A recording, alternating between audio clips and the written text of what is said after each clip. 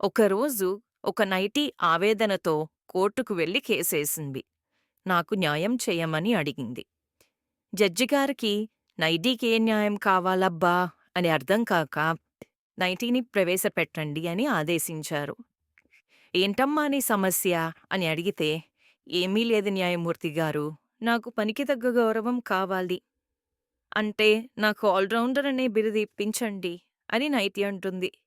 ఏంటమ్మా అనగా, నా పేరు నైటి అని నామకరణం చేసి, ఆడవాళ్ళు రాత్రిపూట నిద్రించడానికి సౌకర్యంగా ఉండడానికి నన్ను ప్రవేశపెట్టారు.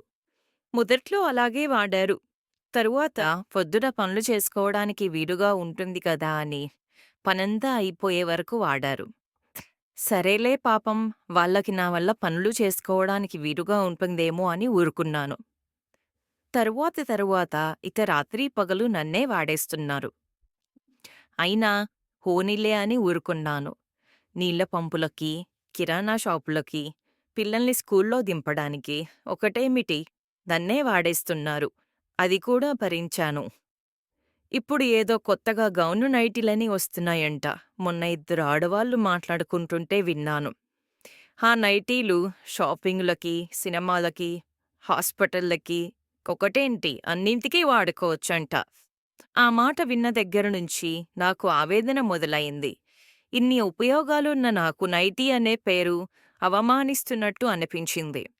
నాకు ఆల్రౌండర్ అని బిరుదుగా కావాలి అని అడగడానికి వచ్చాను న్యాయమూర్తి గారు. అప్పటికీ కొంతమంది మగవాళ్ళు నన్ను అవమానిస్తూనే ఉన్నారు. కానీ ఆడవాళ్ళకి నా వల్ల కలిగే ఉపయోగాల వల్ల నేను ఎవరు ఏమి అనుకున్నా నేను మంచే చేస్తున్నాను అని ఎంతో ఓర్పుతో ఉంటే, ఆఖరికి నా పేరుకు తగ్గట్టు ఉపయోగించుకుంటే నేను సంతోషిస్తాను కదా అని తన ఆవేదనంతా జడ్జిగారికి బాధతో చెప్పింది. అయితే జడ్జిగారికి కూడా తన ఆవేదన రైటే. కానీ తీర్పు వెంటనే చెప్పలేం కాబట్టి కొంతకాలం వేచి చూద్దాం.